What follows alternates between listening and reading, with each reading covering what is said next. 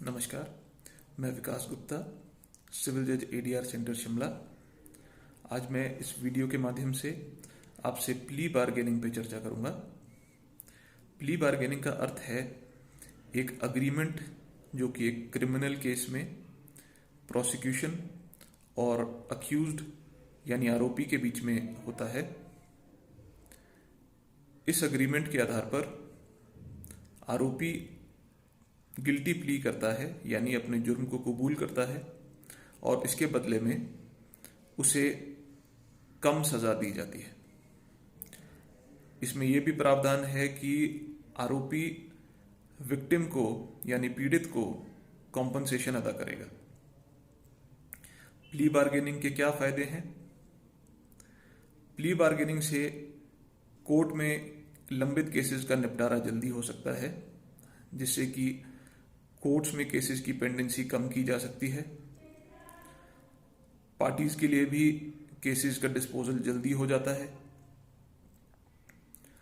इसके अलावा अगर उस केस में कोई अंडर ट्रायल प्रिजनर है जो कि कस्टडी में चल रहा है तो उसे भी राहत मिल सकती है और जेल्स का बर्डन भी कम हो सकता है। इसके अलावा विक्टिम्स को कॉम्पनसेशन प्रॉम्प्टली दिया जा सकता है। प्ली बार्गेनिंग का कॉन्सेप्ट एक बहुत पुराना कॉन्सेप्ट है जो कि अमेरिका में 19वीं सदी से चला आ रहा है। आपको ये जानकर हैरानी होगी कि आज भी अमेरिका में 90% क्रिमिनल केसेस ट्रायल की स्टेज तक नहीं पहुंचते तथा उन्हें पहले ही प्री बार्गेनिंग के द्वारा निपटा लिया जाता है। इसीलिए वहां के कोर्ट्स पर क्रिमिनल केसेस का बर्डन बहुत कम है। इसके विपरीत हमारे देश में कोर्ट्स पर केसेस का बर्डन बहुत ज़्यादा है। इसीलिए लॉ कमीशन ने अपनी 154वीं रिपोर्ट में यह रिकमेंड किया था कि भारत में भी प्ली बार्गेनिंग का कॉन्सेप्ट अडॉप्ट किया जाए, जिससे कि कोर्ट्स में केसेस की पेंडेंसी को कम किया जा सके। उसके बाद जस्टिस मलिमथ कमेटी रिपोर्ट में भी यही रिकमेंडेशन की गई, जिसके बाद वर्ष 2005 में सीआरपीसी में एक संशोधन किया गया, जिसके तहत चैप्टर 21A, जिसमें कि सेक्शंस 265A से 265L तक हैं, ये डाले गए, जो कि प्ली बार्गेनिंग पर है। प्ली बार्गेनिंग के जो मुख्य प्रावधान हैं वो इस प्रकार हैं। प्ली बार्गेनिंग केवल उन्हीं अपराधों में हो सकती है जिनमें कि कारावास की अधिकतम सीमा जो सजा की है वो 7 वर्ष या उससे कम की है। ये उन अपराधों में भी नहीं हो सकती जो कि सोशियो इकोनॉमिक ऑफेंसेस हैं या फिर महिलाओं के विरुद्ध किए गए हैं या फिर 14 वर्ष से कम आयु के बच्चों के विरुद्ध किए गए हैं। प्ली बार्गेनिंग वहां भी नहीं हो सकती जहां पे कि अक्यूज्ड की प्रीवियस कन्विक्शन भी हो उसी सेम ऑफेंस के बारे में। अगर इन ऑफेंसेस से अलग कोई ऑफेंस है जिसके बारे में केस कोर्ट में लंबित है तो उसमें प्ली बार्गेनिंग हो सकती है। इसकी प्रक्रिया ऐसे है कि अक्यूज को एक एप्लीकेशन कोर्ट में फाइल करनी होगी, जिसमें कि उसे स्पष्ट तौर पर यह लिखना होगा कि वो ये एप्लीकेशन अपनी स्वेच्छा से कर रहा है। ऐसी एप्लीकेशन आने पर कोर्ट अक्यूज्ड की इन कैमरा स्टेटमेंट लेंगे अपनी सेटिस्फैक्शन के लिए कि वह इस एप्लीकेशन को स्वेच्छा से फाइल कर रहा है। ऐसी एप्लीकेशन आने के बाद कोर्ट प्रोसिक्यूटर को या कंप्लेनेंट को, विक्टिम को, इन्वेस्टिगेटिंग ऑफिसर को नोटिस जारी करेंगे और एक डेट फिक्स करेंगे जिस दिन ये सब लोग एक मीटिंग करेंगे।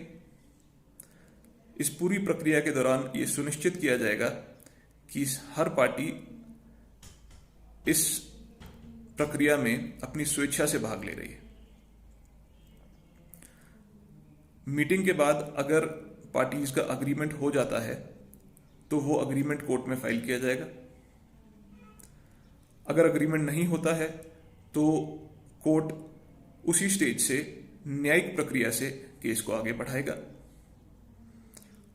इसके विपरीत अगर अग्रीमेंट हो जाता है, उसके बाद सबसे पहले कोर्ट विक्टिम को अक्यूज से कॉम्पनसेशन दिलवाएगा और पार्टीज की सुनवाई करेगा सजा के पॉइंट पर।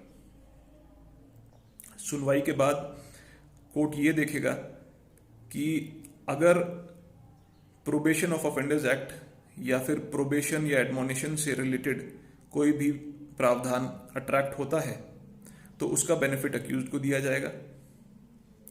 परंतु अगर ऐसा नहीं होता है तो फिर यह देखा जाएगा कि क्या उस ऑफेंस के लिए कोई मिनिमम पनिशमेंट प्रिस्क्राइब्ड है। अगर ऐसा है तो उस मिनिमम पनिशमेंट की आधी तक की पनिशमेंट अक्यूज को दी जाएगी। अगर कोई मिनिमम पनिशमेंट प्रिस्क्राइब्ड नहीं है तो जो मैक्सिमम पनिशमेंट प्रिस्क्राइब्ड है उसकी 1/4 यानी 1/4 तक की पनिशमेंट अक्यूज को दी जाएगी और इस तरह से केस का निपटारा किया जाएगा। प्ली बार्गेनिंग के संबंध में कुछ और मुख्य प्रावधान जो हैं वो ये हैं कि अगर प्ली बार्गेनिंग के आधार पर केस का फैसला किया जाता है तो उस ऑर्डर के खिलाफ कोई अपील नहीं हो सकती। केवल कॉन्स्टिट्यूशन के आर्टिकल 136 के तहत स्पेशल लीव पिटिशन फाइल की जा सकती है और आर्टिकल्स 226 और 227 के तहत रिट पिटिशन फाइल की जा सकती है।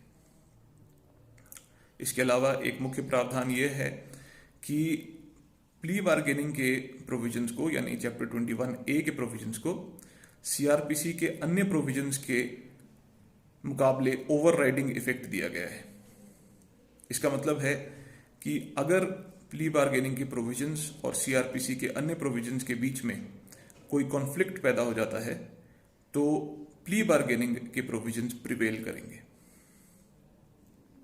इसके अलावा एक प्रावधान यह भी है कि अक्यूज्ड अपनी प्ली बार्गेनिंग के एप्लीकेशन में जो भी फैक्ट्स लिखता है उन फैक्ट्स को उसके अगेंस्ट यूज नहीं किया जा सकता किसी भी अन्य प्रोसीडिंग में।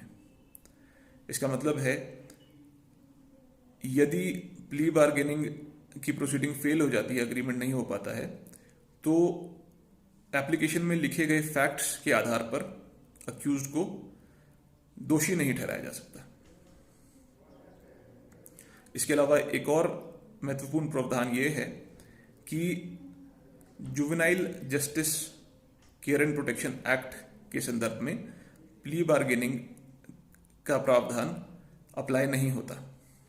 इसका मतलब यह है कि प्ली बार्गेनिंग के प्रावधान के तहत कोई जुवेनाइल गिल्टी प्ली नहीं कर सकता। तो ये तो थे मुख्य प्रावधान प्ली बार्गेनिंग के बारे में। उम्मीद करता हूं कि इस जानकारी से आप लोगों को लाभ होगा। धन्यवाद।